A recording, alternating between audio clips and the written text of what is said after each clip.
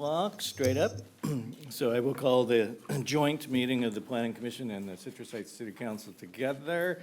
Before I turn it over to you, Mr. Boyd, we do have public comment.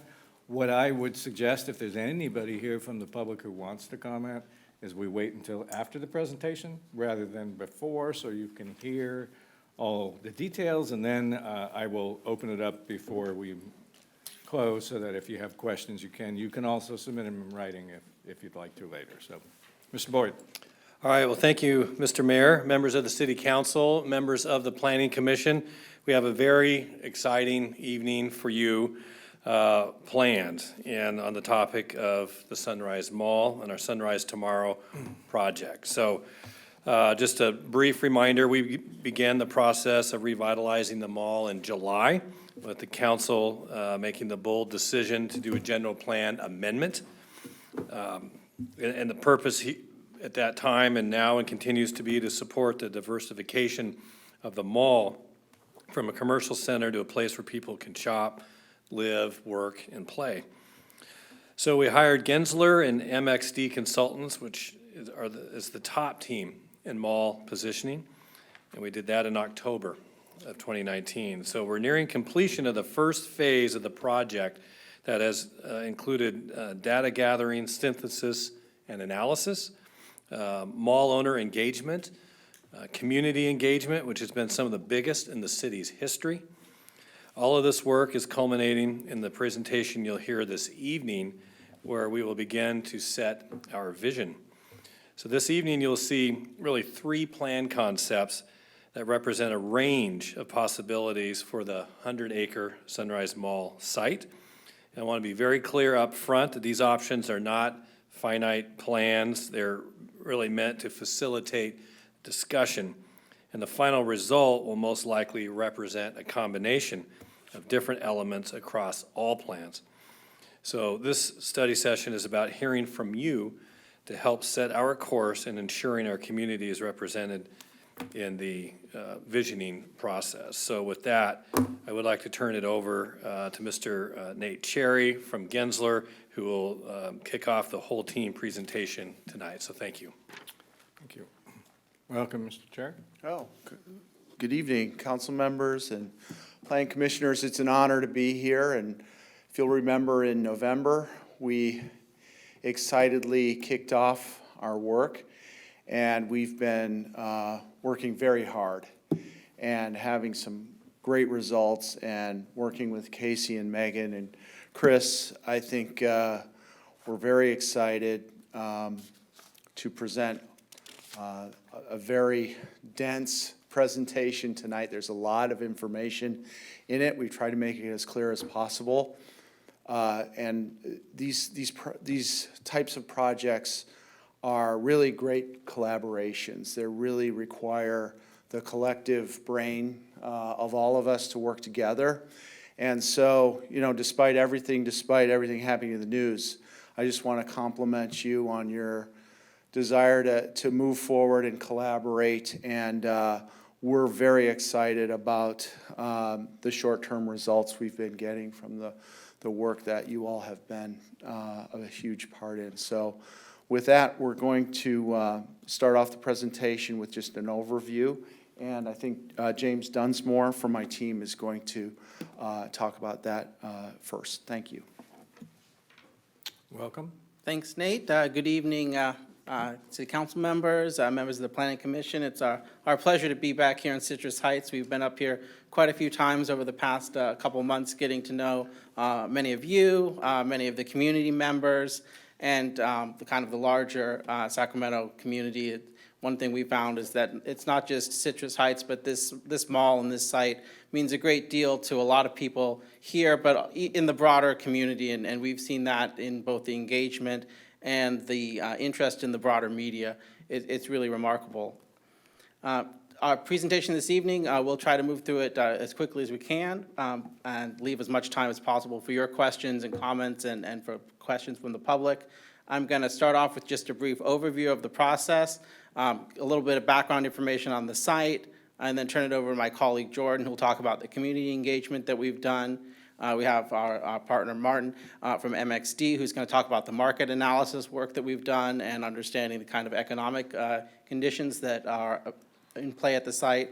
And then we're going to share with you a few options, as the city manager mentioned, 3 different options for how the site could potentially be developed in the future based on what we've heard from the community, the city's desires, and the market opportunities.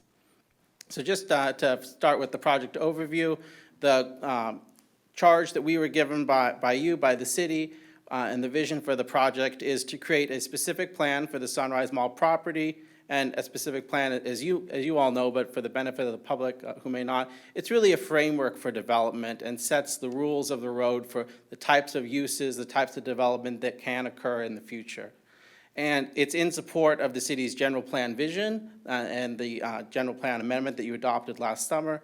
And that vision is really to transform the mall into a premier regional destination and flourishing center of community life. And that was the charge you gave to us, but I think one thing we've learned is it's not so much a transformation as a restoration, because that's really what it's been since it opened back in the 1970s. This mall has been a center of community life, and we want to see it return to that and continue for many years to come. So as the city manager mentioned, this is about a 2-year process, and we're kind of wrapping up the beginning phase. We've been doing analysis for the past a few months, looking at both the physical site analysis, the traffic analysis, and I'll mention I also have one of our team members, John Gard from Fair and Pierce, who's done the traffic work that we've looked at, looking at the market conditions, starting community engagement back in the end of last year, meeting with the owners, and then this year, starting in January, meeting with community members and stakeholder meetings, and a large community workshop last month. And in terms of developing the specific plan itself, we are at the kind of beginning phase. We've developed a vision in partnership with the community. Tonight, we're going to be sharing with you the options, and the next phase is moving forward, are identifying a preferred concept, developing a draft specific plan and a specific plan, a final version of that, which can then go through the required CEQA environmental review processes.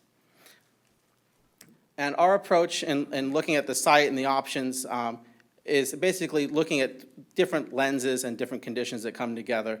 The physical conditions on the site, which I'll talk about next, the desires of the community members and of the city, and also what's feasible from a market and economics perspective. And the way we see this, the goal here is to create a win-win-win scenario, something that's a win for the community members that serves what they want to see, something that's a win for the community, for the city in terms of generating revenue, continuing to be an employment hub for the city, and something that's also a win for the property owners, because the mall is privately owned, and whatever we do there needs to be something that can actually be developed, and they are able to do that feasibly from a financial perspective.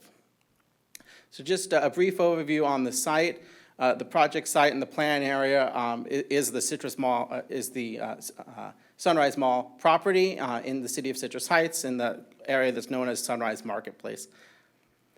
And here's just an overview of the site itself, and in this plan and all the other plans you'll see tonight of the mall site, north is on the left-hand side of the image, so the site's bounded by Greenback Lane on the north, Sunrise Boulevard to the west, which is on the bottom of the screen, and residential and other commercial development to the east and to the south. And one thing that's worth noting as we talk about the site, it's about 95 acres in total, but it's broken up among 7 different parcels, which are owned by 5 different private owners. And as you know, the city does not own any property within the plan area. So this is the city's taking the leadership to develop the rules for what can happen there, but the site is privately owned. Sunrise Mall today, the site is, as I mentioned, is about 95 acres, about a little over 4 million square feet. And the existing development there, the mall and the surrounding buildings, about 1 million square feet of development. So when you look at that 1 million square feet of building on 4 million square feet of land, that generates what we in planning terms call a floor area ratio, the ratio of building area to the site. And I know you all know that, but for the benefit of the public, about 2.7. So it's very low density today, because most of the site is the parking lots. And you can see the interior view of the mall. It's still active, it's still open. There are many stores that are still there, and in the times we've been out there, we've seen that it remains a place that people go to, that they want to access, and that it's very much open for business. Most of the site today is dedicated to surface parking. About 75% of the site area is dedicated to that. And as you all know, if you've been out there recently, that's not, well utilized these days. But there are over 6,000 spaces out on the site. And as part of that, we looked at kind of what are some of the assets and opportunities on the site. And one thing that is worth looking at is there's a significant amount of trees out there, which, there's not a lot of natural features on the site, but that's one worth considering as we think about planning options. There's also challenges from a kind of, perspective today. You see a lot of blank walls when you drive by this site. And if you drive by on Sunrise Boulevard, you might actually not know how many, stores are still open in there because it's just not visible from the outside. There's really a lack of transparency that can be a challenge. And in a similar way, challenging connections to the neighborhoods around there. We see people walking in from the neighborhoods, but there aren't necessarily the pathways, the sidewalks, the bike routes to support that type of activity that we've heard from people that they'd like to be able to see. They'd like to be able to better connect to the mall. And today, it doesn't really, it's not really conducive to that. And broadening out a little bit, just a little information on what's happening right around there. Sunrise Boulevard and Greenback Lane are two of the most heavily trafficked routes, certainly in the city and also in the region. Over 38,000 vehicles per day on Sunrise Boulevard, a little bit fewer, 34,000 on Greenback Lane. So there's a tremendous volume of people going by, potential customers, eyeballs that are seeing this site, and that's a major asset for the city. But right now, it's an asset that's not really being capitalized on because, what we've seen, and we'll share in the next few segments, people aren't necessarily stopping and taking advantage of the offerings that are there. And most of the traffic that's passing through along both Sunrise and Greenback is originating outside of the city. So this has the opportunity to continue to be a regional destination because people are driving by the site from around the region. So now I'm going to turn it over to my colleague, Jordan, to talk about some of the outreach we've done throughout this project. Thanks, James. Good evening, everyone. As James and Nate have said, we're really excited to be here. As James said, in addition to the site parameters, having community support is foundational for the success of the specific plan, for any of the potential options that you see tonight. It's important to the project team, and we know from the city manager that it was incredibly important to you all, that there was a really robust outreach strategy to hear what people want on the site. And I also just want to acknowledge and share our appreciation for the city manager, the whole city staff team, because without their help on the workshop, all of these events, it would not have been the success that it was. So we really appreciate their partnership. By the numbers, here's a little bit of what we've been able to do over the past few months. And you'll see that through each of these outreach activities, we were able to reach higher and higher orders of magnitude of people, starting with 54 stakeholder interviews with local officials, community residents, developers, really diving deeply into their expertise on the mall site, what they'd like to see there, going to over 300 people attending the community workshop, which many of you were a part of last month. It's really exciting to see the support from the residents and the community at large around Citrus Heights. And at that time, we had a chance to hear people's favorite precedents for public spaces and their visions for what they actually want to see on the mall, which we'll talk about in a little bit. Moving digitally, over 400 people have engaged on our website with comments, sharing ideas, signing up for further updates. Over 1,500 people have visited, and over 5,000 website visits have occurred. Then we have a really big jump up at the end, thanks to the incredible marketing work from the city staff, where over 4,600,000 estimated media impressions have happened related to this project. And that really starts to represent the incredible regional reach in the greater Sacramento area that this can have. People are learning about this project and hearing about the exciting things that are coming up in Citrus Heights for the Sunrise Mall site.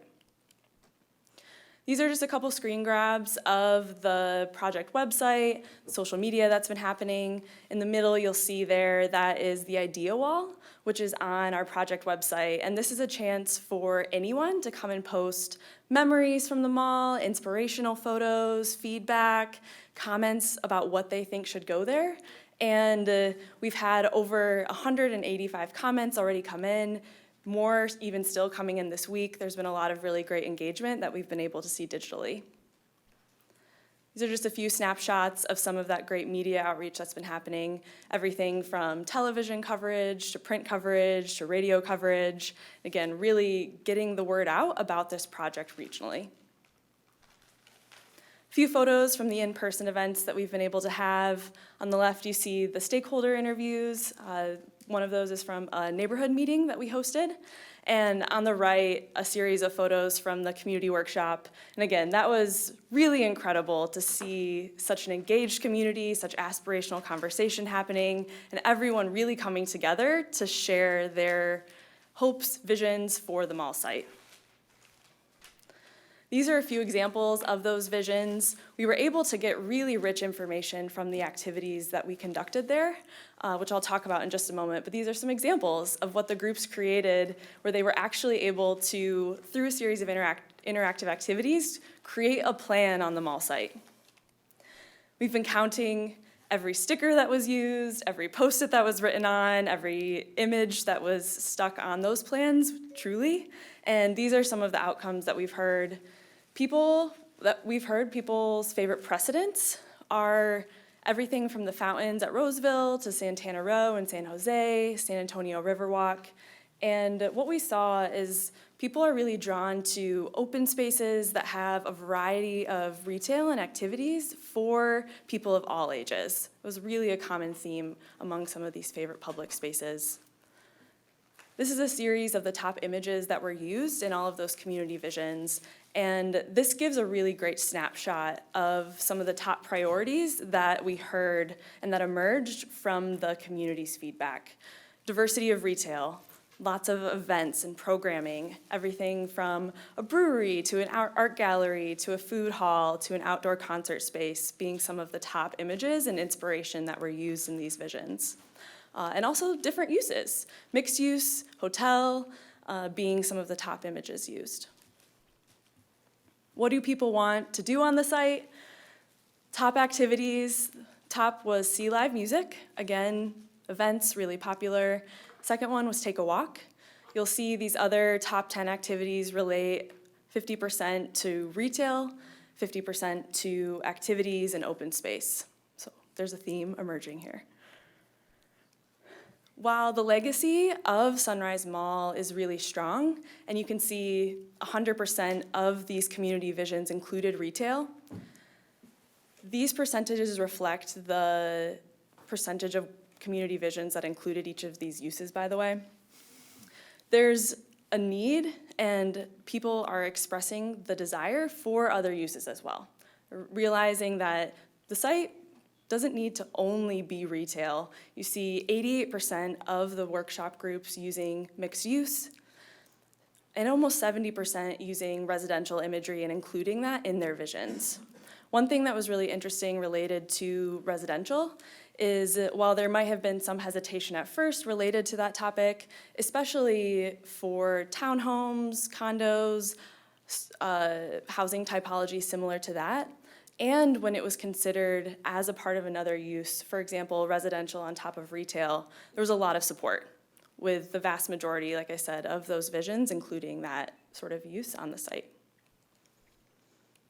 Bottom line, all of these numbers come together. What we've really heard in our interviews, in the workshops, in the comments online, is that the community wants a new heart. I said that legacy of Sunrise Mall is really strong. It was this regional destination. There's so many memories that people have around this space, and they're looking for a place to gather. That heart includes this community gathering space, a spot for family and friends to spend together, a town green, a town square type of feel. That was really the top theme that we heard and what people are wanting. Another theme that emerged is a desire for diversity of retail and entertainment. Everything, like I said before, from food halls to outdoor event space to splash pads, excuse me. That, no flash pad. I'm so sorry. That includes a variety of retail, diversifying the retail that's there, variety of food and dining. People express a desire for different types of food and dining than what they already see, and a variety of event programming. Again, a place for people of all ages, all abilities to come together, and new and innovative things for the site, for Citrus Heights. As I mentioned a few times, the legacy of the mall is strong, but people really did express a desire and support for a new experience with different types of spaces being on the site. Some of those numbers from before of 88% of people supporting mixed use, including that in their community visions, and 70% of those vision boards including images of residential. Increased open space and connectivity was another major theme for the community. This includes crosswalks to birdcage, increased and more integrated transportation on the site potentially, and green spaces that are strategically located throughout the site to make it more connected to the area at large. This could also look like bike trails, walking trails. You saw before that Take a Walk was the second most desired activity to have on the site. Finally, people want it to happen. That was something we really heard, is they want this to be implementable, they want it to be feasible, they want a plan that actually can happen, and so change can be seen on the site. This is a quote from one of the residents that we interviewed who's lived in Citrus Heights for a long time and has a lot of pride in the community. She said, "We all love Sunrise Mall, but that reality is past. We must think about and prepare for the future." And that really captures the essence of what we heard from the community at large. After each portion of the presentation, we have a chance where we want to pause for a minute, hear from you, because this is so much information to take in at once. And so would love to ask you all, what have you heard from the community? And are there any key pieces that we're missing that you don't see reflected here and that we need to consider as we move forward? Thank you. Anybody want to speak up? Well, I'll speak up. Hi, thank you for your presentation. Entertainment. I hear entertainment a lot from the community. And I have a question. In your presentation, you know, when you had the mixed-use portion of it, you had retail mixed use and then residential. So would you define mixed use? Yeah, that's a good question. Mixed use, we really just mean a space that has two different uses together. So it could be residential on top of retail, it could be residential on top of office, a variety of space types in one location.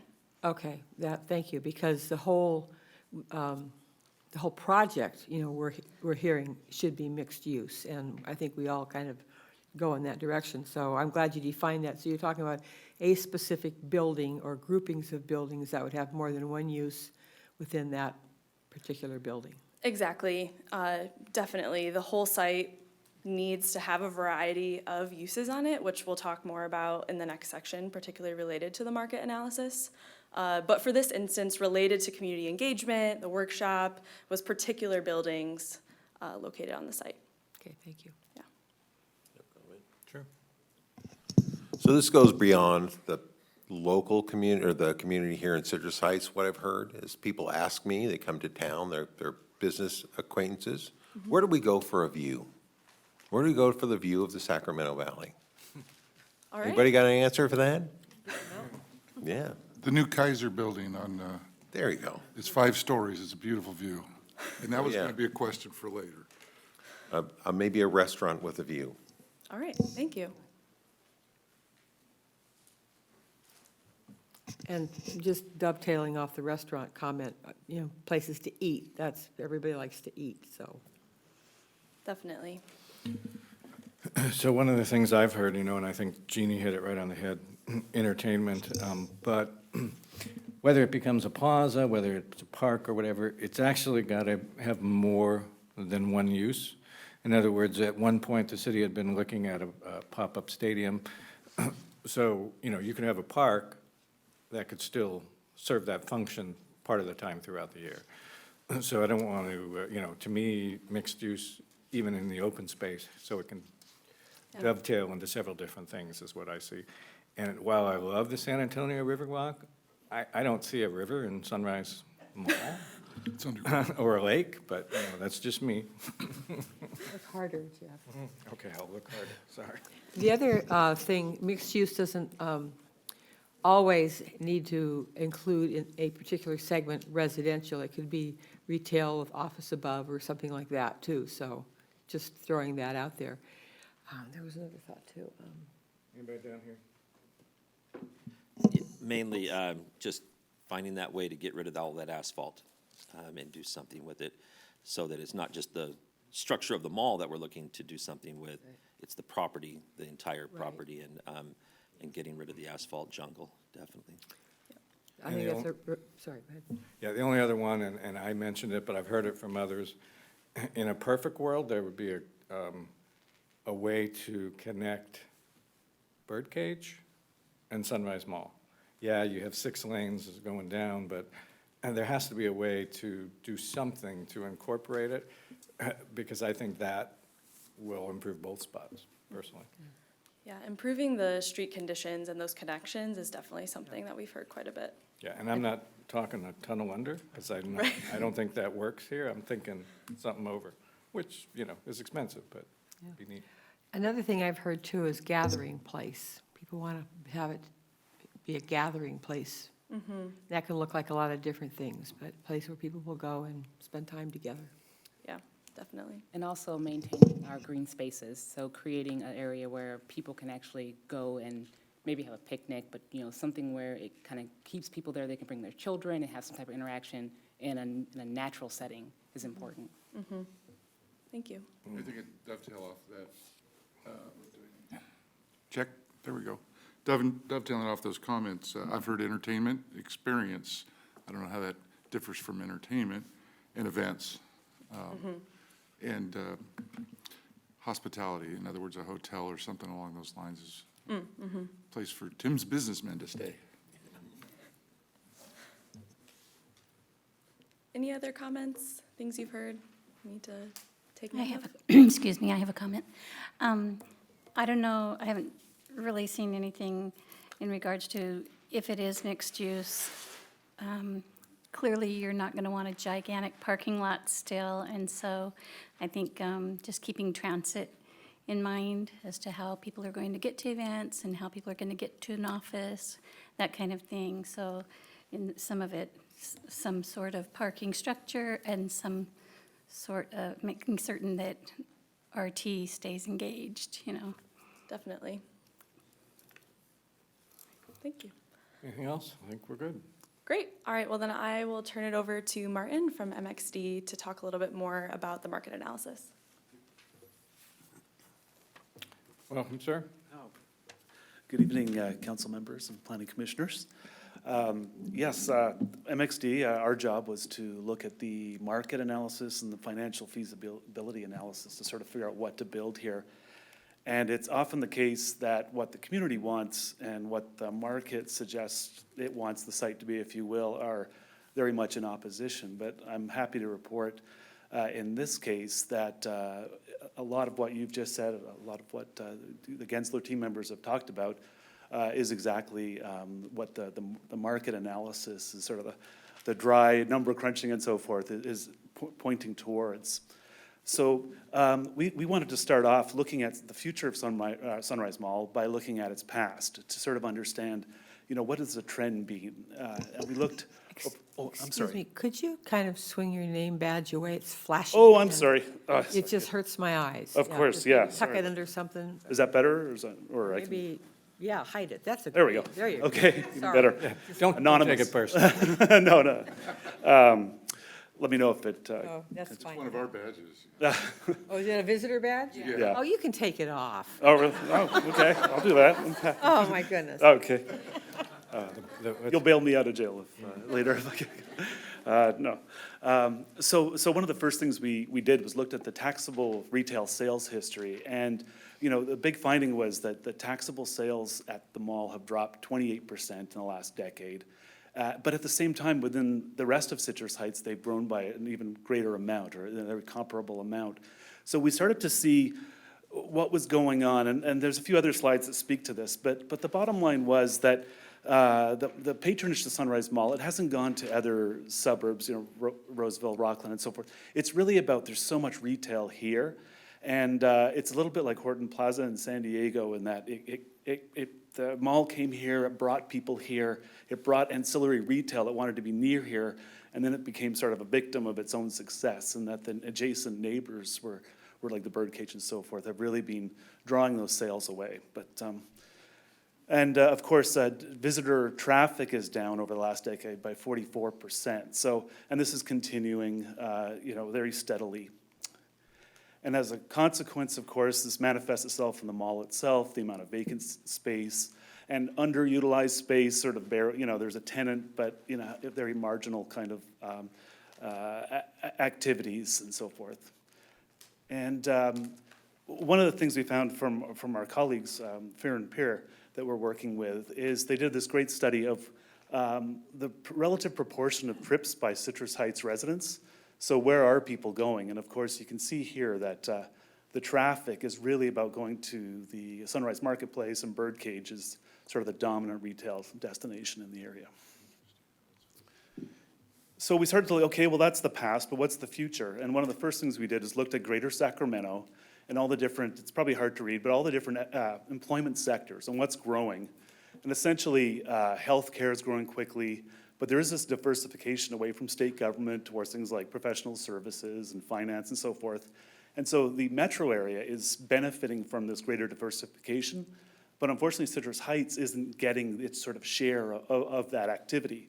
So it really begs the question, how do we bring some of this, it's sort of a centrally located community, to the metro area, and how do we bring some of this activity to the mall potentially?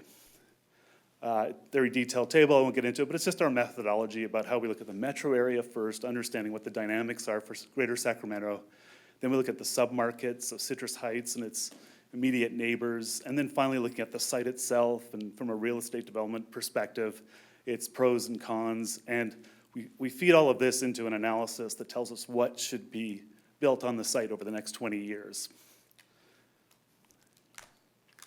And so we started off with retail, being a retail center now. And one of the findings, you can see this graph, that the US average, there's about 24 square feet of retail space per US citizen.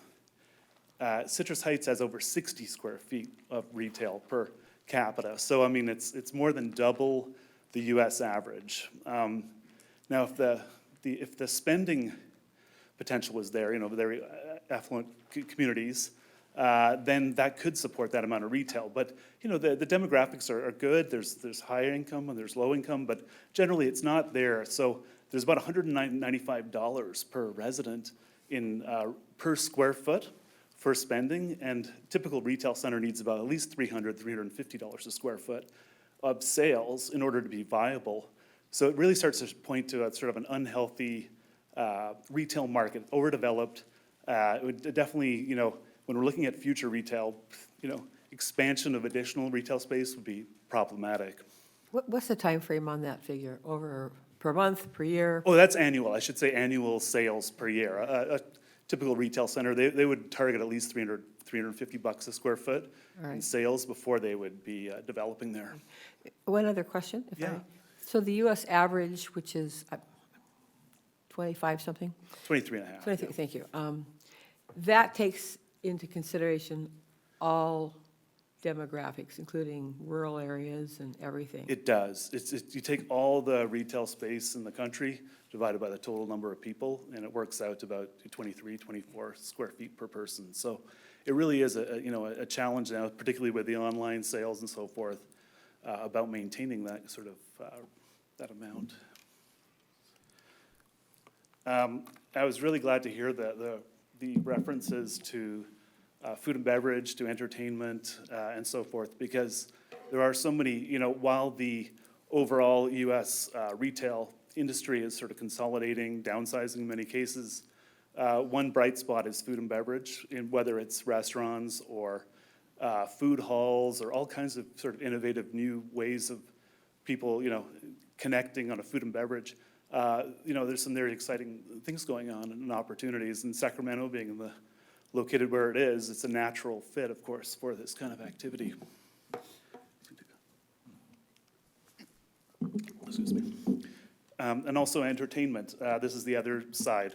So not just cinemas, but there's all kinds of new innovative social spaces that people are connecting to. Perhaps not right now, but generally the overall trend is towards this sort of social gathering places that offer a variety of different sort of evening activities. And when you look at Citrus Heights, it's interesting that there's no natural nighttime destination gathering place, and you have all of the, you have your cinemas and so forth, but just one place where it could all happen. So we looked at the overall analysis and various retail categories, I believe 21 different categories of retail, and the analysis, and I won't bore you with the details, but essentially it kicked out a program suggesting there should be about the same amount of retail space, excluding department stores for now, if we're just talking about non-department store space. And there really should be about that amount, according to the market analysis. It just should be different. So it's really now about food and beverage, entertainment, and services and some specialty shops and so forth. But so it's really about maintaining the amount of retail space on the site, but changing the nature of it, the composition rather than the amount. The department stores we also analyzed, their sales are decreasing about 4% a year right now nationwide. So the department stores really are losing steam. They haven't found a way to reinvent themselves yet. So we really need to take into account that these former sort of drivers of traffic to a destination, they really aren't functioning as well as that anymore. So we're sort of like in the planning effort, we're acknowledging that the department store space is probably going to be reduced over time just because of market forces. So we also looked at office space, and it was interesting because Citrus Heights isn't known as a natural sort of major office market, but it has very little Class A, top sort of space, but that amount of space is actually generating $34 a square foot, which is really good. I mean, most markets it's $25 or so forth. Sacramento average is $33.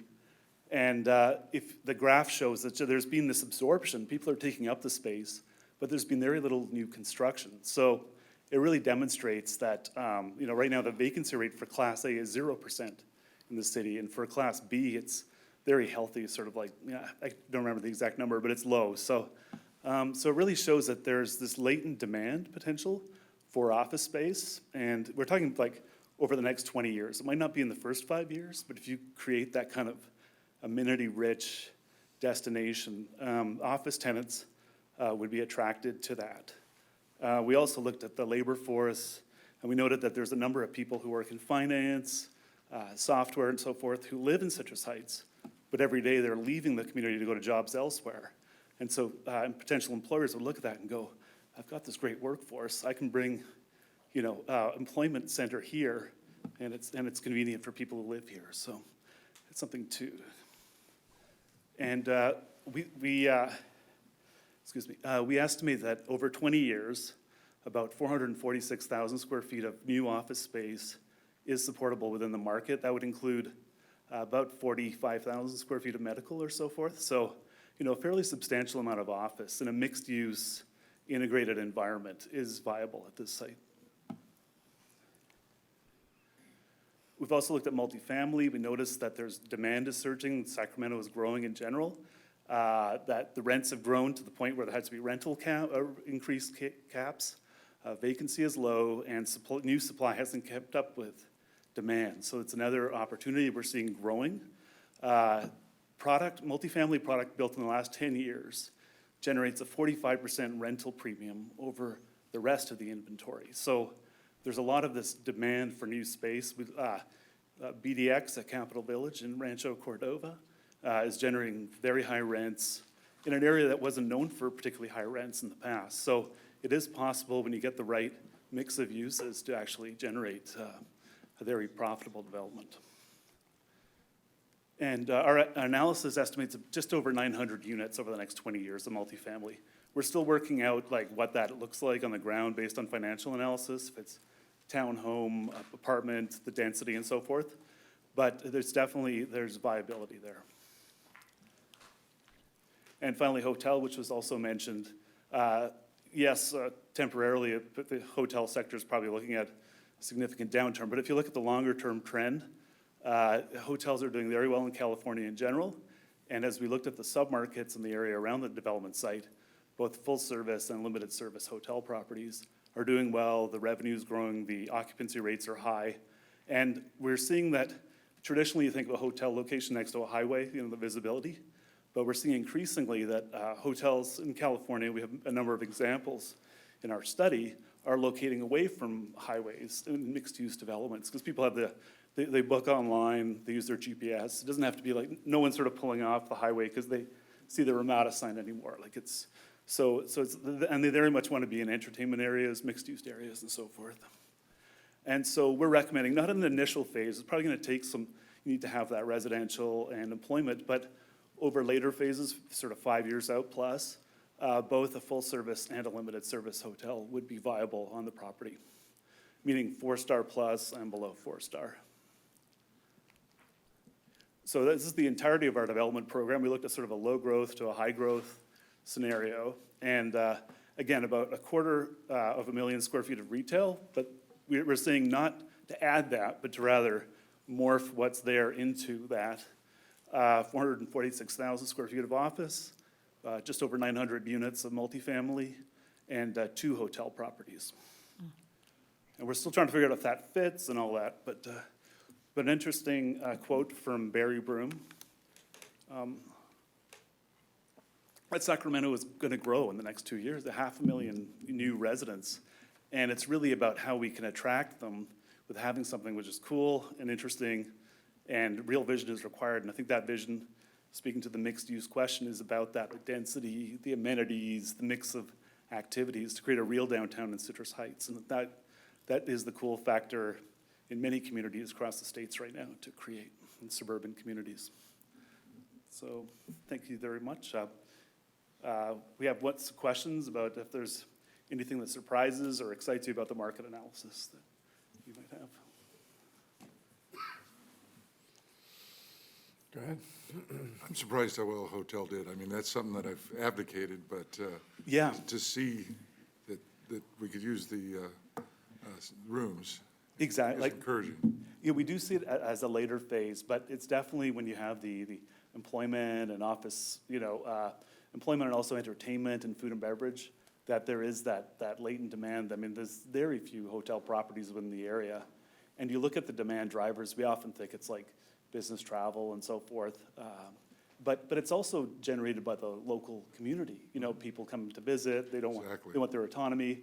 And there's nowhere for them to stay, really nearby. In Citrus Heights. In Citrus Heights. Roseville. So that in and of itself generates significant demand. But yeah, and the overall Sacramento market's doing well, so it's viable.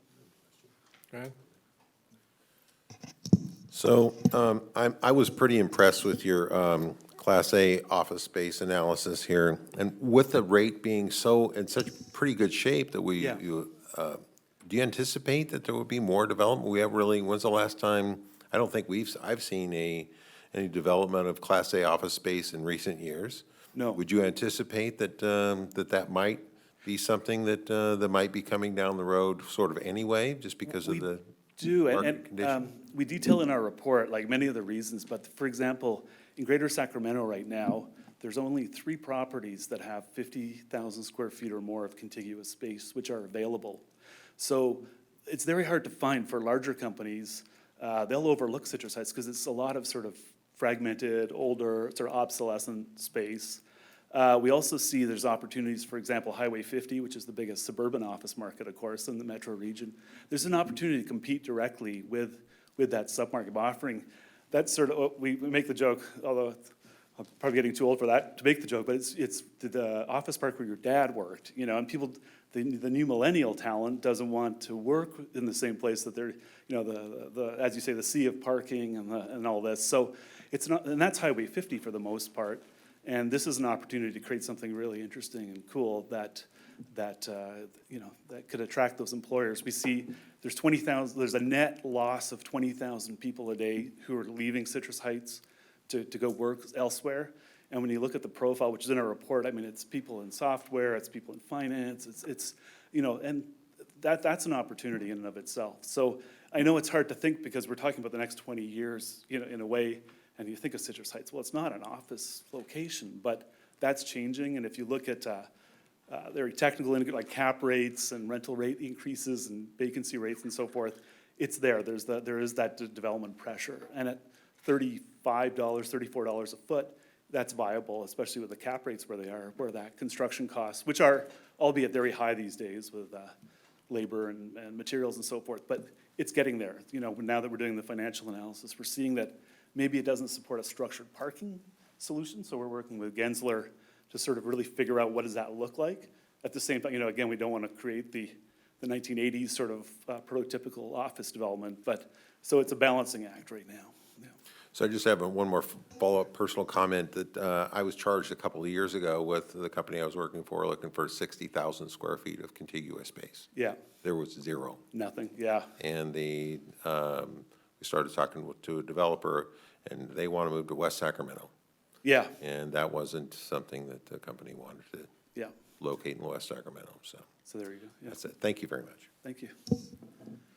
So with the analysis that you've presented so far, it's really exciting to see that, you know, not just one, but 2 hotels, right? Yeah. And we're talking about, at this point, where we're doing something that's so big and we have such a market impact that we can actually start taking advantage of certain incentives that are being offered by the state, like through GoBiz and stuff like that. We're really, that analysis supports that we are actually going to bring in those big, you know, medium to large size companies right here into Citrus Heights, and that's really exciting to see that data to support that. Yeah, absolutely. And we're including that too in our financial analysis, how the various incentives that can also be accessed to make this pencil Wonderful, out. So. yeah.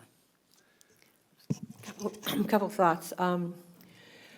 One is that, you know, Sunrise Marketplace, when they do their analyses every year about their primary market, secondary market, it's really clear that in order to support that, that center, that we have to address the secondary market as well. So I think that was evidenced just by the participation of people who live outside of Citrus Heights that showed up at our workshop, the Sears workshop. And I think that everything that I've heard suggests that that will continue to attract the secondary market. And the other thing is, even though when you did the priorities where the people talked about retail, walking, and then I think jobs was third or further down the line, I think back to my, you know, economic development 101 from years ago, that jobs supports all of the rest of that. Yeah. So to have an element of this address the workforce and workforce opportunities, you could have a large employer in our community without having a monolith of a building Sure. that houses them all. I mean, so people think large employer, they think big, square building. But it doesn't have to look like that. It can look very different. And so I think that it's important to keep that element in our overall plan, and that's part of our mixed use, or our mixed use of the property as a whole, not building by building so much, but glad to see that's in the mix. Yeah, Well, I don't know what you have against the 80s. You know, there hasn't been, Hey, I was there.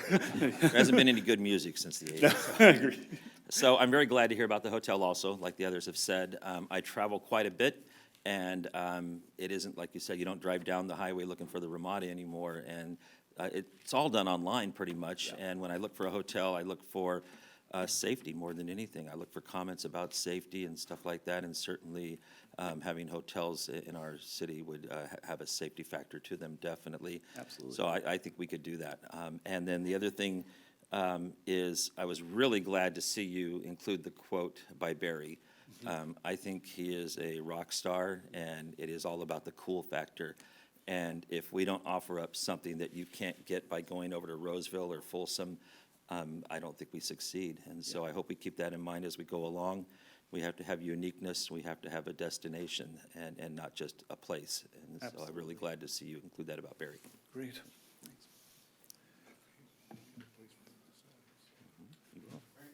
Great, thank you.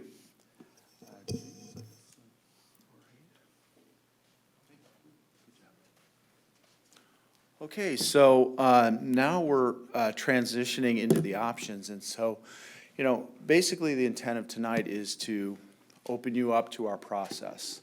And so James talked a little bit about the site and how we think about the strengths and weaknesses of the site and how we can leverage those in generating our options.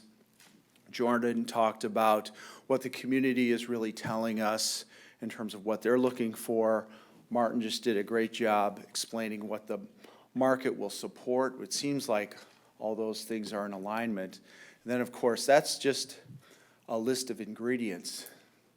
Now we actually have to make a recipe for success, and that's really what the options are all about. And what you're going to see is none of the options are perfect. None of them exactly address every one of the community concerns. Not every one of them address every one of the owners' concerns.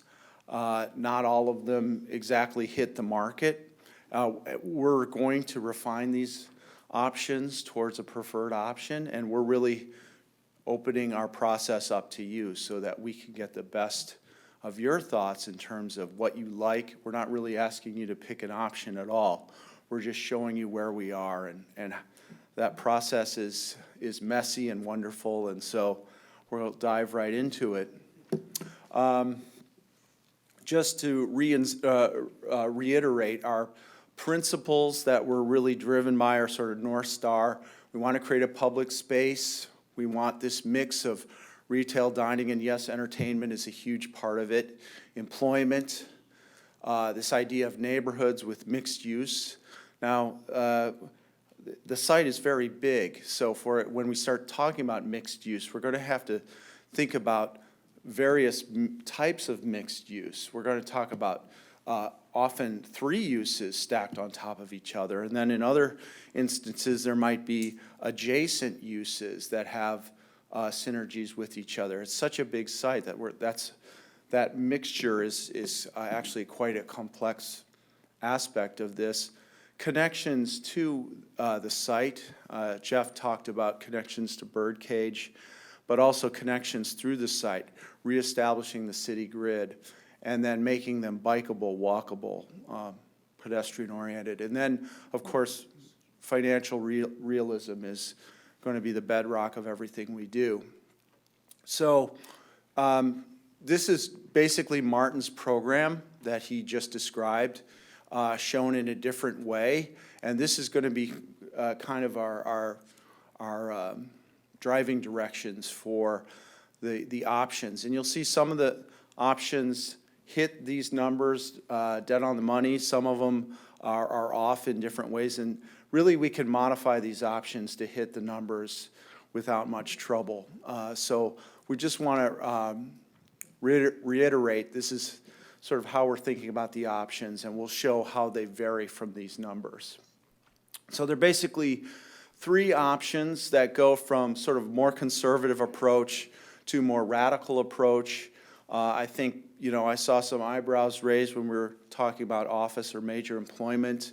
And so we're going to start with really thinking about refreshing the mall and using as much of it as we can as a sort of a much more surgical approach to making the mall viable as it is.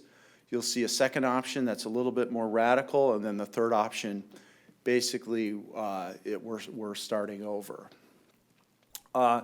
These options also have different approaches in terms of how much of the mall we're saving. So The first one significantly adaptively reuses the site. So what do we mean by adaptive reuse? It means that we're saving the building, but we're doing things to it, punching holes in it, bringing light into it, stripping off the finishes, rethinking it, integrating new uses, so that the elements of the building that are most interesting are really brought forward.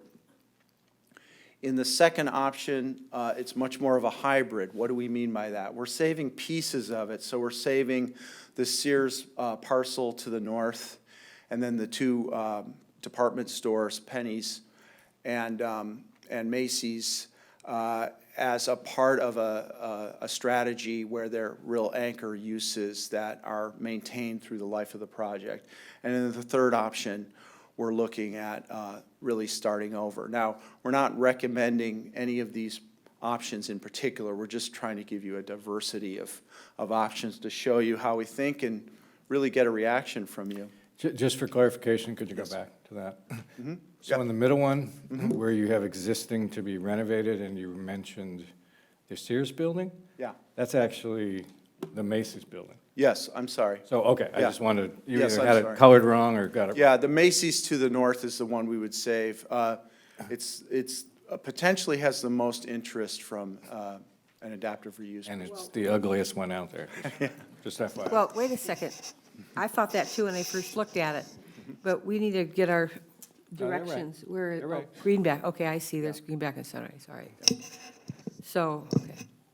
Yeah.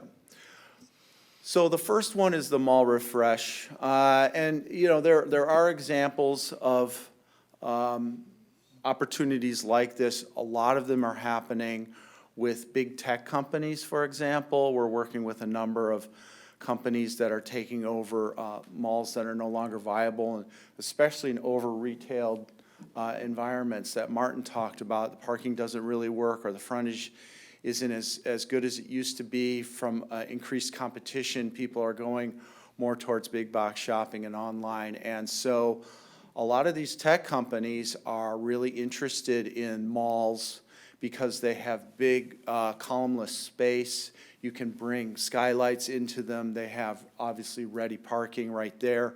They're often close to major job centers. And so integrating those uses, and then of course the amenities that go with them, is part of the first approach. So here's what we call our design concept. And so what we're doing is we're sort of punching connections east and west. They're shown up and down here, east and west, through the mall to sort of reintroduce the grid structure of the city so that you can pass through the site east to west more easily. And then creating a series of plazas, park spaces that create unique and interesting sort of activity nodes at those places where the stars are located. And then within the mall, integrating light and bringing in interesting uses that activate it, all the while maintaining the department stores as continuing viable commercial enterprises. And then, because parking is becoming much less of a need, using that opportunity to really use the rest of the site for residential and amenities that are really needed. For example, a couple of hotels, a variety of residential typologies, parks and green spaces and trails, and better gateways into the site. And so this is what we call the illustrative plan that shows how that could work. The mall portion, which is shown in the center of the plan, we basically have punched a number of skylights through it. You can see the Penny's and the Macy's are still there. And a very significant rhythm of green spaces and tree-lined streets that create really strong connections east and west to Birdcage, and then really through the site all the way to the residential neighborhoods to the east, and buffering those connections with trails and green spaces. And then using the western frontage of the mall as a sort of a walkable environment, integrating new smaller mini anchors along that frontage, which would complement what's happening inside the mall. A hotel located to the south, which is sort of that boomerang-shaped building, and then the sort of C-shaped building would be a four-star hotel on the corner of Greenback and Sunrise. Also, anchor tenants, mini anchor tenants, and pad retail along the frontage of Sunrise, with a very significant amount of trees and landscape and walkable connections to and through the site throughout. So this just shows the districting, and basically what we're doing is we're maintaining the retail core of the two department stores, using the Macy's to the north as an employment institutional use, and then to the south as well, integrating two hotels and then pad retail uses along Sunrise and residential wrapping throughout, with the opportunity for event spaces both along Greenback and perhaps a sort of lower intensity open space, amenity space to the east that provides a transition between the residential that we're integrating into the site and the existing residential to the east. So this is what the site looks like currently, and in our proposal, it would look something like this. So you have a variety of new uses that really make the mall perform differently, and also the potential for some employment uses, which would add a diversity of people on the site during the day, and obviously the residential uses would populate the site as well, and create a daytime and evening population as well. So it does address some of the issues brought up by the community, the idea of a gathering space. We're providing two. The opportunity, I would think, along Greenback especially, to create an event space, trails and walking spaces throughout, and then the more passive space to the east would be much more of a neighborhood-oriented green space. So you have already in this option two more spaces than you currently have. And then certainly the residential would help activate that space. The two hotels would certainly not only help the employment uses on the site, but also, I think, attract a lot more employment interest in Citrus Heights as well, just generally. And, yes? Question? What level of density does that housing represent? Have you determined that yet? It's 2- and 3-story. It's not a very overly dense product. Townhouse product, perhaps some live work, maybe some apartments. Okay. It would be in the scale and character of what's out there, maybe 35, 40 feet in height. But all dedicated to multifamily? Attached product. I wouldn't. Attached, okay. Yeah. Not necessarily apartments, maybe a combination, maybe a senior component, to be determined. Okay. And then we also integrated more commercial uses, especially pad retail, sit-down restaurants, mini anchors, that sort of thing, and an employment component in the area, in the core there, adjacent to the department stores. So this is a very complex slide. Basically, what you want to look at is the arrow, which shows that in this scenario, the residential is significantly below Martin's program. We could get to his number if that was a stumbling block for this option. We're just, as a first blush of an option, we're testing what we call the yield to see how it's performing. Just for your knowledge, we're pretty much on target with the other options. So there are ways to bring up that residential if that was an issue. Of course, you might not agree with our program at all. And so that's part of the discussion is what are we trying to accomplish here in terms of mix of uses. But we're basically in the ballpark is what this slide tells us. So what are the benefits? It creates a grid of streets, it reuses existing buildings, it generally meets the projected market, it's easy to phase. I think some of the challenges are we thinking big enough? Is it really that transformative? Are we doing enough to make this really become a new heart as the community imagines it? Those are all questions. The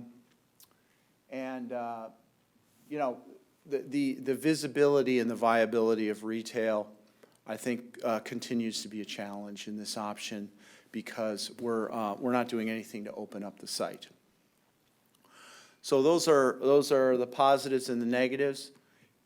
We can either rest here or keep going with the second and third option, your choice. Keep going. Keep going, okay. So the 21st Century Main Street, there are a lot of examples. These are often called hybrid malls where you have an indoor component and an outdoor component. There are lots of examples of this type of project. We're doing lots of them throughout the United States, and especially in California, the weather very much lends itself to this kind of approach. And basically the strategy here is to keep the department stores, make it part of a retail environment which is outdoors. So the department stores are the indoor component. The main street, which connects all these elements, is the outdoor component, ending with a major anchor employer to the north, to the left, and then to the right, a major entertainment component. Theater, black box theater, movie theater, maybe another entertainment use. And then to the west, a major green space that presents itself all the way out to Sunrise and acts as really the front door to the whole development. So this is what the site plan would look like. You can see you get a tremendous variety of types of spaces. We naturally tried to sort of loosen up the street pattern. And what's interesting is in the corners, sort of in the western, the southwestern corner and the southeastern corner, because we're sort of rounding the streets, we have the opportunities to integrate community gardens and agribusinesses and other opportunities for green spaces which are not so typical, while at the same time creating a real true main street through the core and a really very, very functional community gathering space right in the heart there.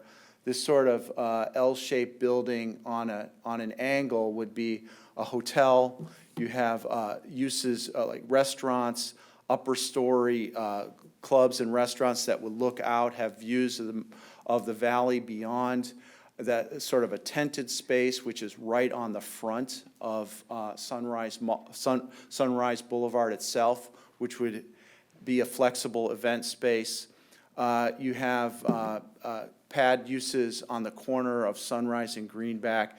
The major employers, that sort of odd-shaped building at the top, which would be a very significant amount of square footage, about 100,000 square feet for an employment use there.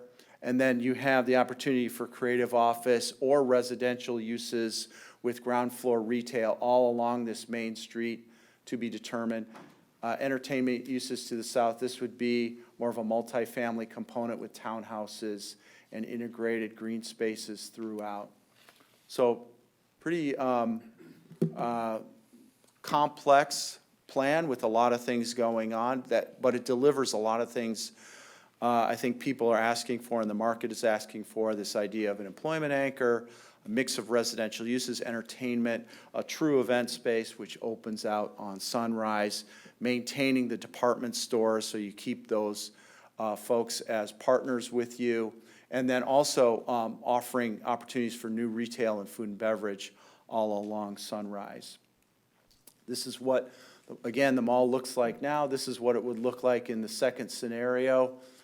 Because it feels slightly denser than this first option is because it is, which means that we would have to rely probably in later phases more on structured parking. That's a cost. However, I think, if considering the land uses and the financial viability, that might be something that's totally doable. We're not to that point yet in terms of analyzing the site.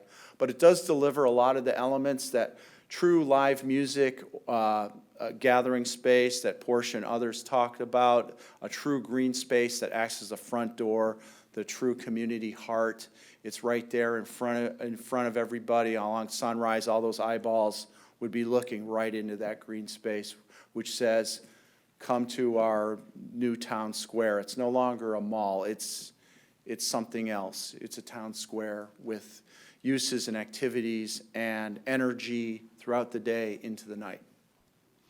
Just a comment. Yes. I think it's important for those who aren't aware of it that Penny's and Macy's have made it known that they're really open to what we're talking about, various options, but they have stated they really want to maintain a presence there, which is why Penny's and Macy's is in each of the options that you're giving us tonight. Yes. Yeah. Yes, so far they are in Yeah. the options. And then you see a variety of mixed-use buildings. Actually, the ULI definition of mixed use is actually 3 uses in a building. So you might have the opportunity for, and people use that, what they mean is uses in close proximity to each other. So we'd have opportunities for adjacent uses. We'd have opportunities for true mixed uses right in the core. So one could imagine a combination of residential above office and retail uses right in the core, looking right out onto that town square as a way of really creating a 24/7 environment. Lots of trails. We really tried to loosen up the street pattern this time and create a series of trails for the mall walkers so that they don't always have to be inside. Not to mention cyclists who are coming down Arcade Creek from Electric Greenway. They would have connections throughout the site that would be super safe, interesting places to go on a 50K ride, come back and have a bagel with your friends at the bakery, all that kind of good stuff that makes a great lifestyle happen. And again, in this slide, the arrows are where you want to focus, really where are we underperforming. We only provided 1 hotel in this option. You might tell us, gosh, I really want to see 2 hotels. I want to make sure we're maxing that out. We're just, showing options at you. We're a little high on retail according to Martin's program. Just full disclosure for your consideration, that's where this program is. Again, we can fine-tune it, narrowcast it, however you want. So what is the benefits? We're creating a real place. We're maintaining existing property lines, which is very important. The reciprocal easement agreements are going to be a challenge for any of these options if we don't respect them. And so we tried to respect them as much as we possibly could. That's not saying that they can't be renegotiated, but it is something to consider. We haven't yet incorporated a transit center. I think that's a great opportunity. Maybe further buffering, if we're building multifamily housing along the south, maybe buffering that a little bit more might be an opportunity, but we're all ears. We want to hear from you, what you think are the strengths and weaknesses of these options. The third option is what we call Central Park. So, these are exciting times, and, Citrus Heights has never backed away from thinking boldly about its future. And some of you up on the dais might say, I don't think retail is the future of Citrus Heights. I think it's something else. I think we're in another business, and that business is whatever it is. That's what we try to do with the third option. And this option basically posits the premise that you're in the employment and quality of life business, that yes, retail is going to play a role, but basically Citrus Heights is going to become an anchor for a higher quality of life than all of the adjacent communities around. And employers are going to come to you because of the quality of amenities and services that you have that nobody else has. Other cities have done that. For example, Frisco in Texas is known for its sports venues. It's where the Star is, where Jerry Jones's facility is, and it's where the National Soccer Center is. And Frisco is known as this sports hub. Similarly, Citrus Heights could take a similar approach in another realm. So in this one, we're basically saying that you're basically taking the mall and pulling it out. You're demoing the whole thing. You're starting over. And where that mall was, you're basically creating a network of parks. And those parks are an interconnected series of spaces, amenities, and services that nobody else has in the entire region. And they could include a water park. They could be, yes, a major event space for major concerts. There could be sports fields. You could bring a YMCA to this component. You could have other types of spaces that are basically at the heart of the project that everything else plays off of. A major hotel would be a part of it. And then an institutional use, like a vocational training school or technical school, which then becomes an anchor with a hotel for major employers. So those major employers could be at the corner of Greenback and Sunrise, and then further south along Sunrise, again, with access to the park. Of course, with these major employers, you're gonna want state-of-the-art residential. So that residential is also going to have green spaces integrated within it. And then neighborhood retail for everybody who's lucky enough to work and live here would also be a part of it. A small neighborhood retail component could be integrated along Greenback. So this is where the city totally takes control. It's a radical approach. It is heart surgery. And so this is what that could look like. Of course, now we're going beyond what anybody even talked about in the community outreach event. We're talking about amenities and spaces that are really, they're a use unto themselves. In the summer months, people would be coming here for the water park from all over the region and beyond on a hot day. And you know, you guys are potentially in the event concession business for the water park, and then a huge concert at night. And oh, by the way, you can stay in the hotel, and there's a major tournament, high school tournament in another part of the park. That kind of approach. Neighborhood retail and grocery would be a big part of it.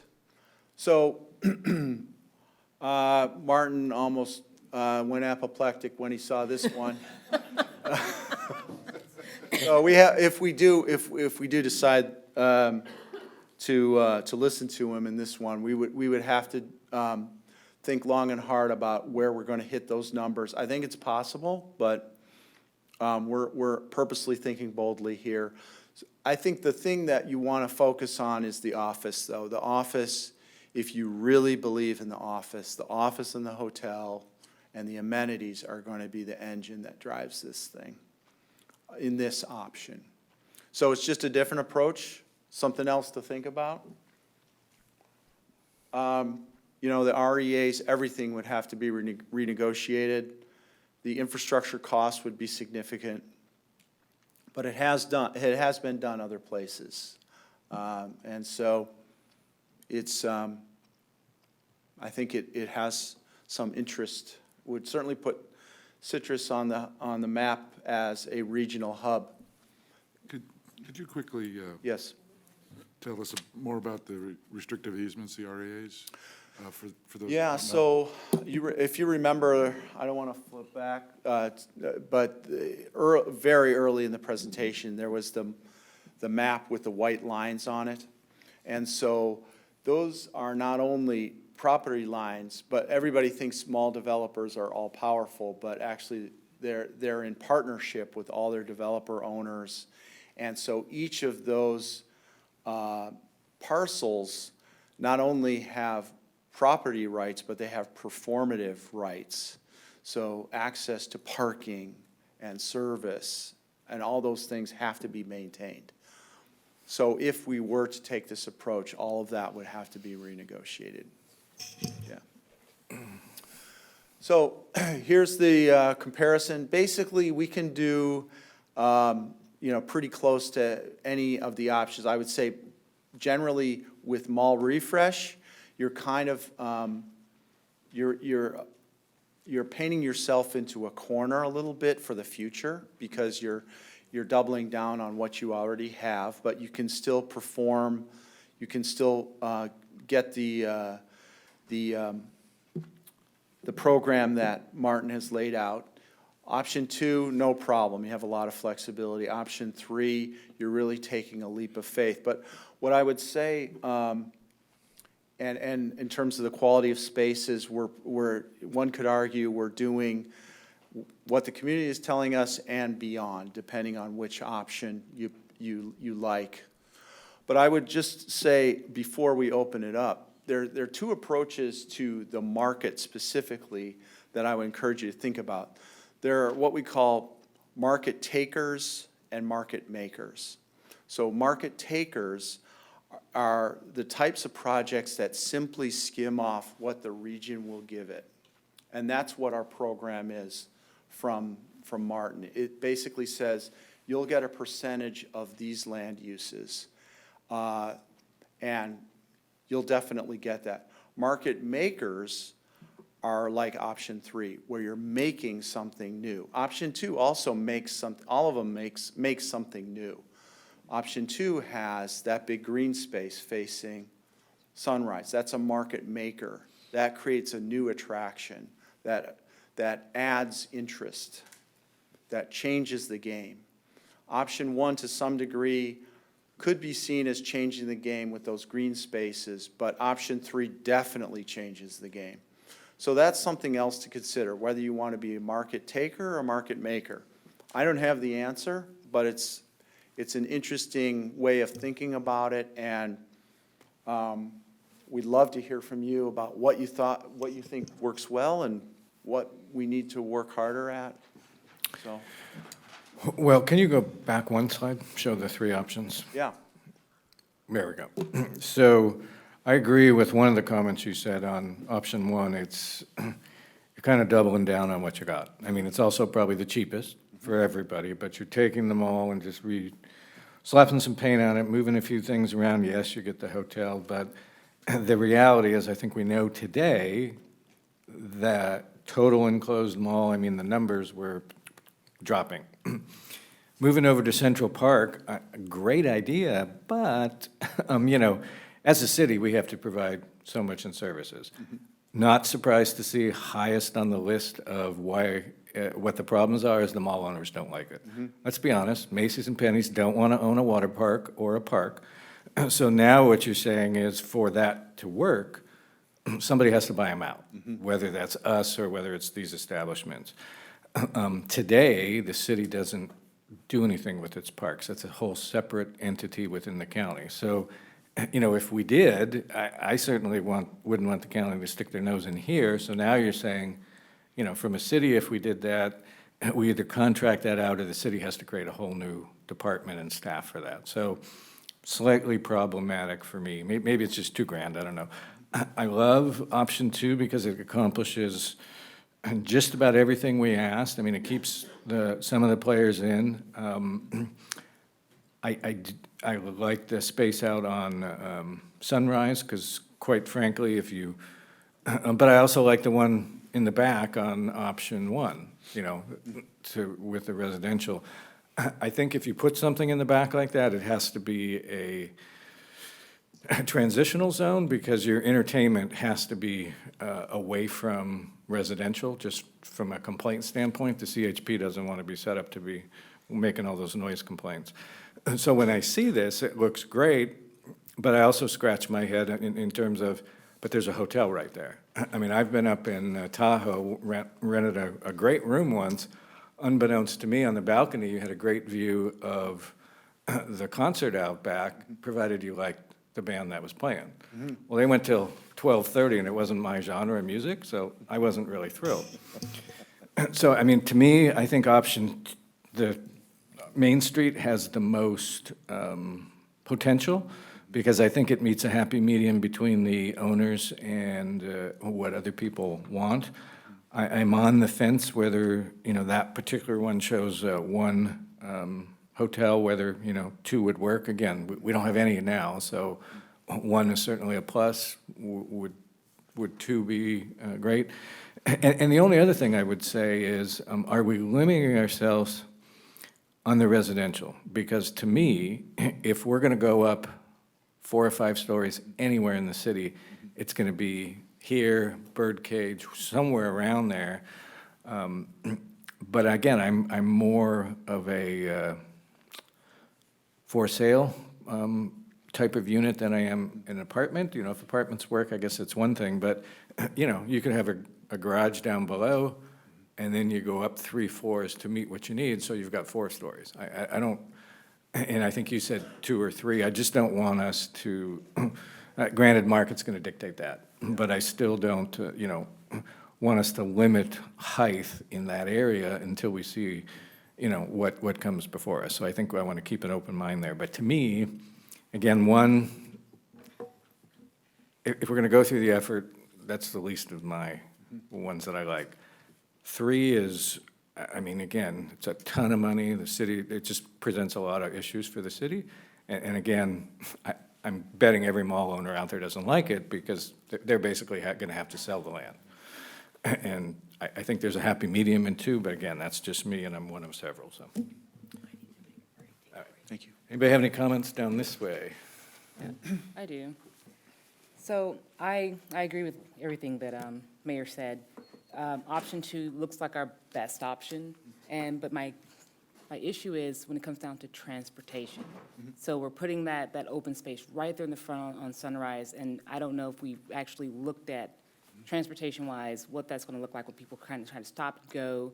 I love the fact that the residential is more towards the back, and it's separated from that area, but in the retail space there, it's more mixed in, where in option 1, there was no real flow to that. It was very clunky and disjointed. It was kind of like, we're just really trying to keep it the same, and like Jeff said, just slap some paint on and say, yay, we did something.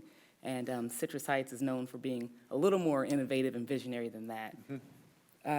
I love the idea of the bike trails and the walking trails and getting that interconnectedness going, because we have developments going across the street, behind the other shopping centers where we're having a huge development put up, and that being connected to those trails and parks already there is critical to making sure that we're actually meeting the mission and goals of Citrus Heights, which is providing outstanding community services and amenities. Right. Thank you. This way? Few questions. On the mall refresh, we show institutional, and Central Park, we show institutional. Are we talking educational? What genre of institutional are we talking about? Yeah, I think one of the issues that was identified is, I think if we're going to be serious about employment here, there is a need for job training in the technical fields, and that also creates an attractor, whether that's a community college or a technical school. You see them living cheek by jowl with employment uses. And so that's a really interesting attractor for people as well.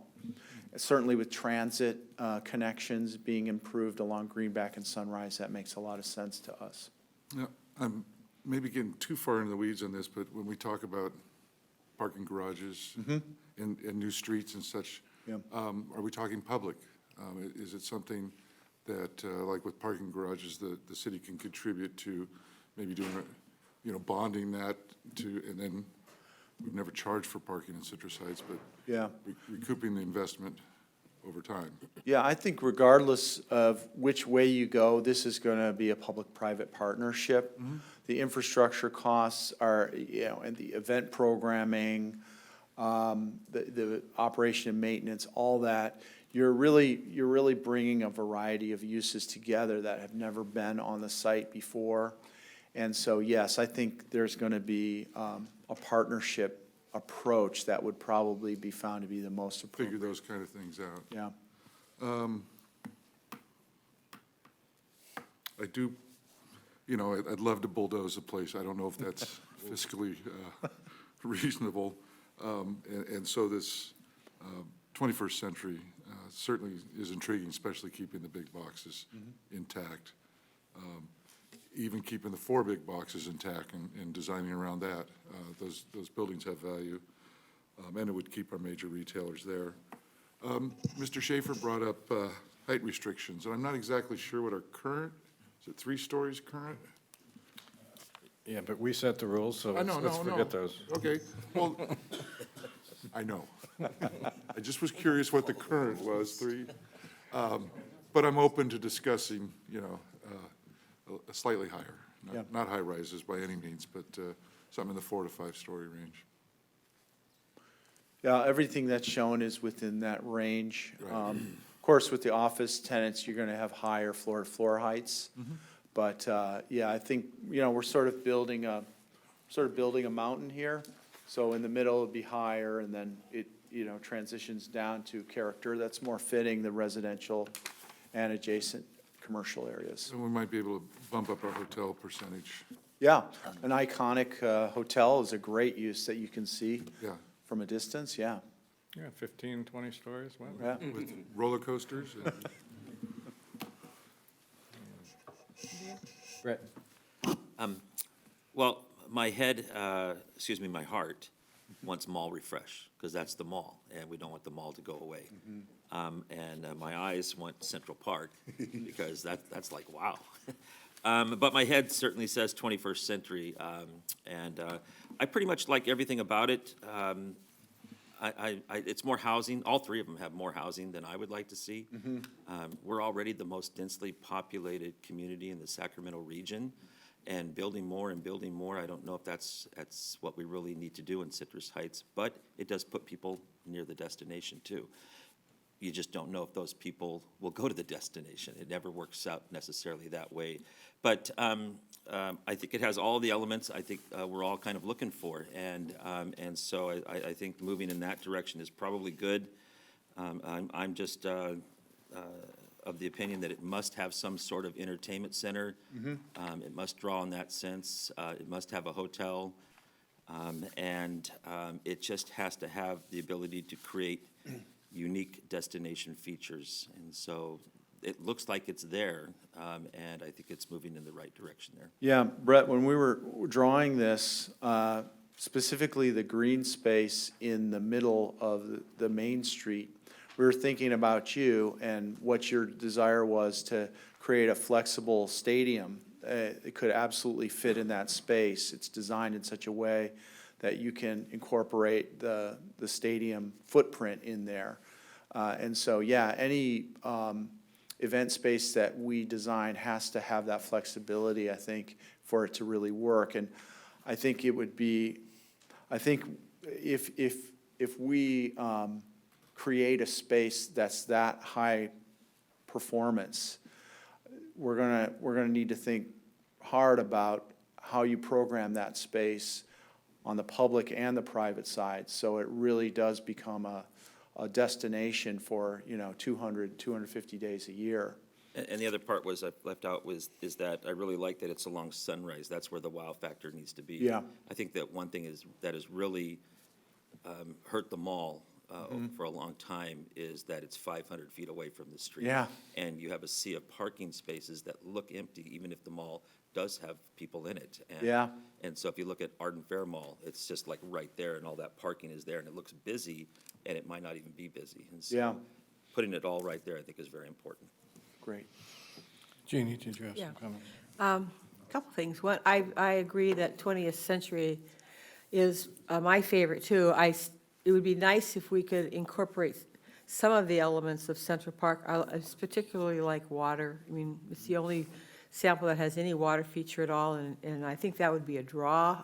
That's on a grand scale in that model, but maybe something on a smaller scale that could be incorporated in either the green area or one of the other gathering areas, I think would draw people in. Sure, like a pop jet fountain or something like that. Pardon me? Like a pop jet fountain. Yeah, something, Something you know, that's something that would, I'm thinking of some of the other areas where I've been with my grandkids, where Yeah. it draws people in. And one of the other thoughts I had too is that, because of some of the things I've been doing with my grandsons lately, is having, you know, a recreational component that is in close proximity to eating establishments, so that people will come, they'll do things with their families, and they'll stay and eat. So that's a thought. One of the things I really like about the 21st Century Main Street is the employment element of it. The way that stands out as not only an amenity, but a draw for employment on that side of it, I think really speaks well for that design. I agree with Brett. I think having the green area on the Sunrise side is just is a must. Tucking it in the back, you know, as in the first model, really, first of all, you got the apartment issue. If you have concerts, you got that noise issue.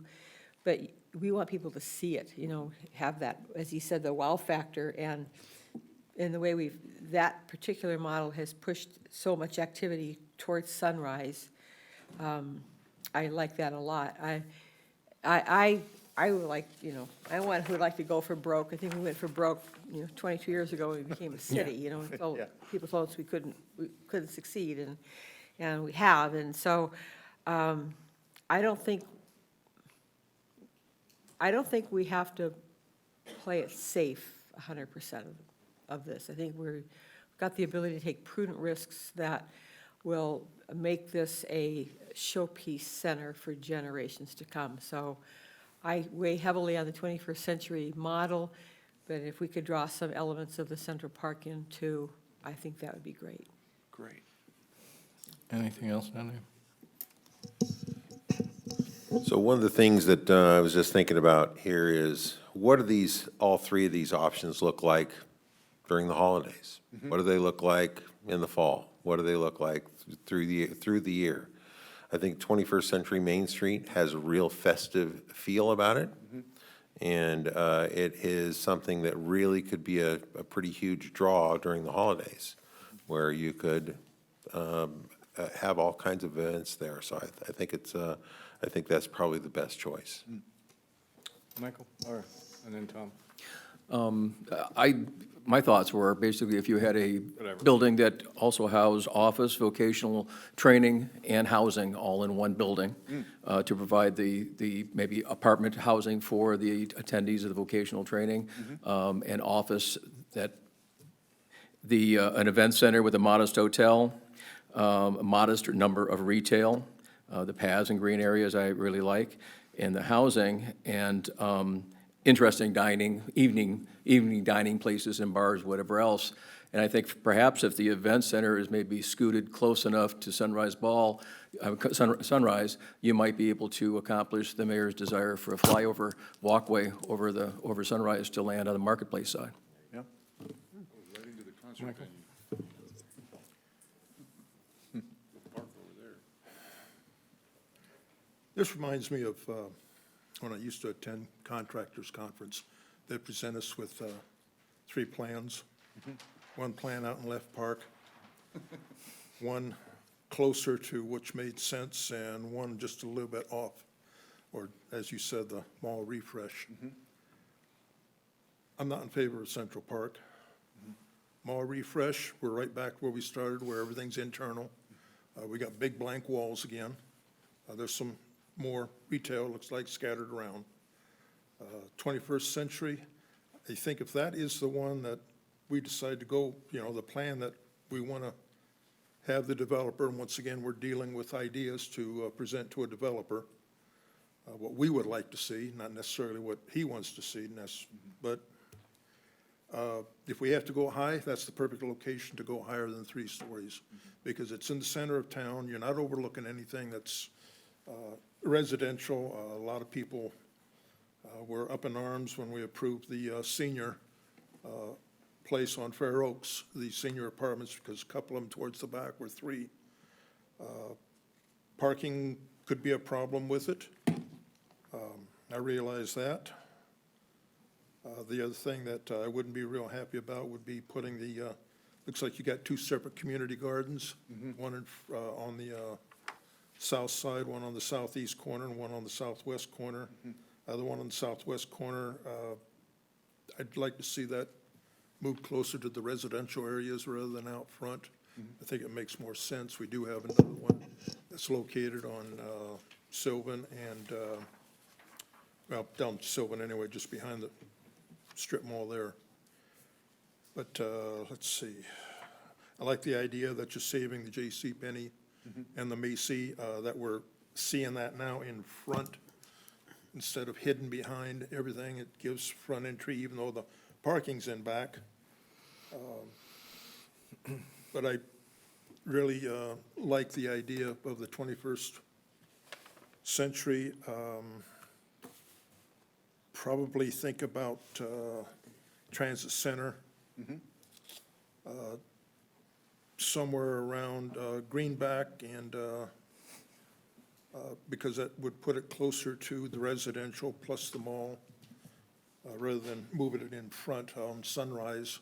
I'm looking at transportation from residential area back there, getting to and from work, as well as being accessible to the retail, the retail space.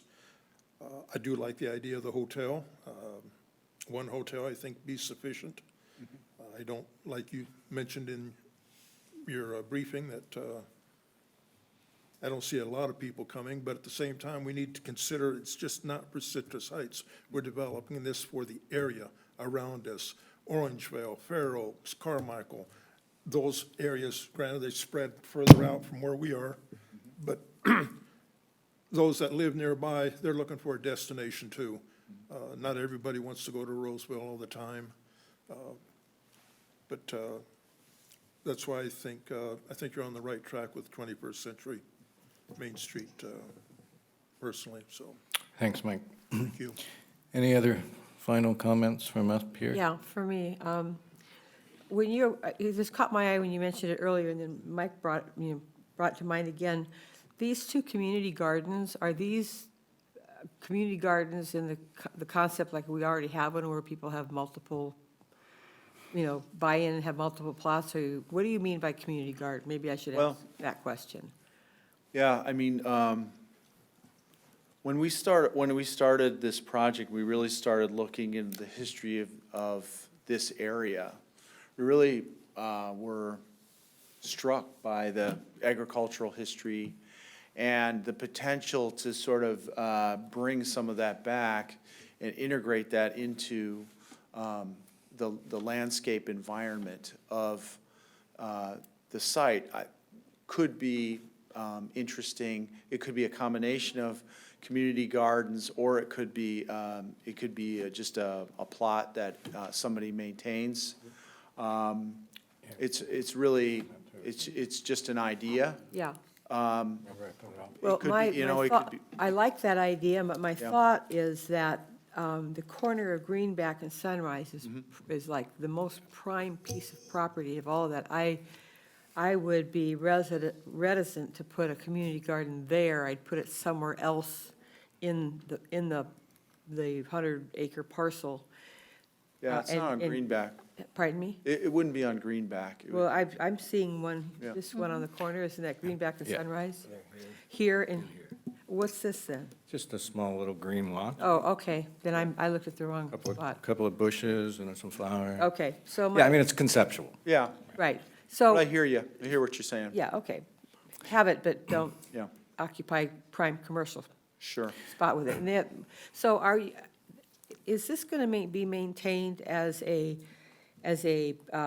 parcels as they exist pretty much, are any of these thoroughfares going to be public streets, or is this all going to be walkable and not drivable on some of these pathways that, on some of the? It's a good question, and I think what we wanted to do in general, but I think in the second option, 21st Century Main Street in particular, is we wanted to introduce a new kind of street that isn't familiar I think, in Citrus Heights, which is really a shared use street, a street that's active transportation.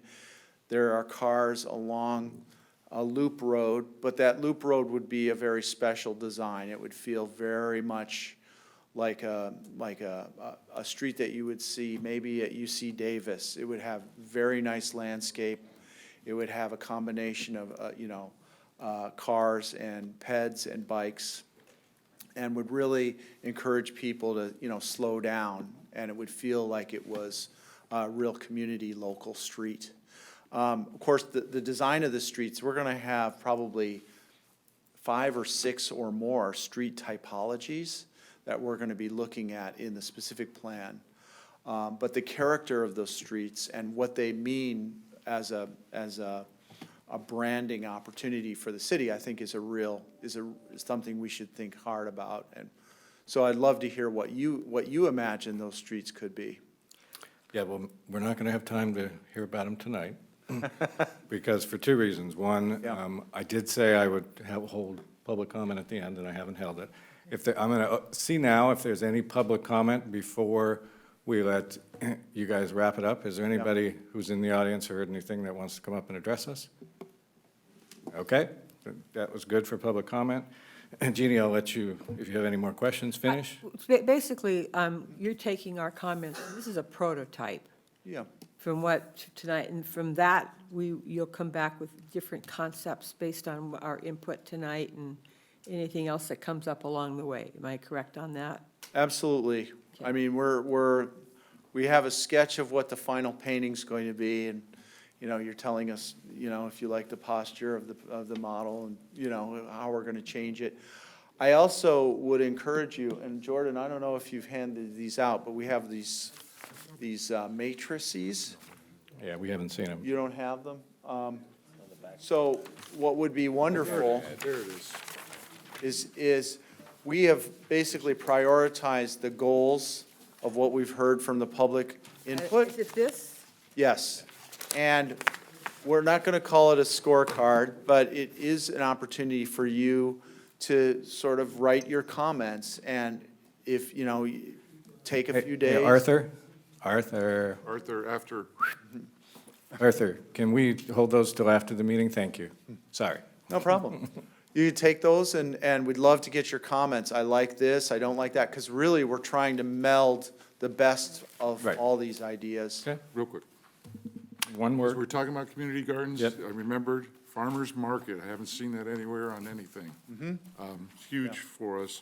And then the last thought I had was themes. I mean, I look at the 21st century Main Street and I think of cruising and the 50s. Except not on a ship, that's not really No, not, warranted right no, you now. won't get back in. Okay. This is a safe cruising. I don't know. But themes, maybe a French Quarter or this, that, but that gets probably, Yeah, we, good districting strategy. exactly. Great, That's a love it.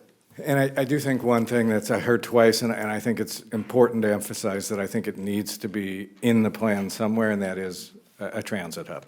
I mean, Yes. one, if you're gonna put residential, granted, they're gonna walk, but even if you're gonna put an employment center, you wanna stress that for folks that don't necessarily have to drive there, so. Yep. I didn't see it, I'm glad several people brought it up, but I think that needs to be in our final plan. Great. So you guys have 12 minutes to give us your final wrap-up. 11 minutes would be better, Yeah. but you can take 12. I mean, I think,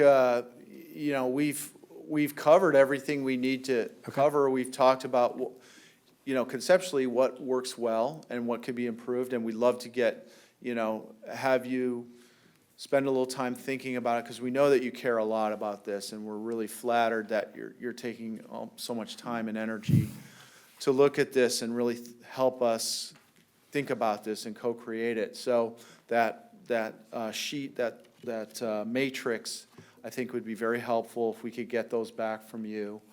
And then, if there are any takeaways that haven't been talked about, we just love to hear those before we go. But thank you for your time, and Yeah, thanks for the different models. I mean, it was helpful to not know what we were going to see and come in. And again, you went from to way over here to I think you hit a home run with the 21st century, but I like the fact you gave us all the different options. And again, Central Park, if we had unlimited effort, money, I mean, we'd buy them all, bulldoze it, and not care, and start over, but that's not us.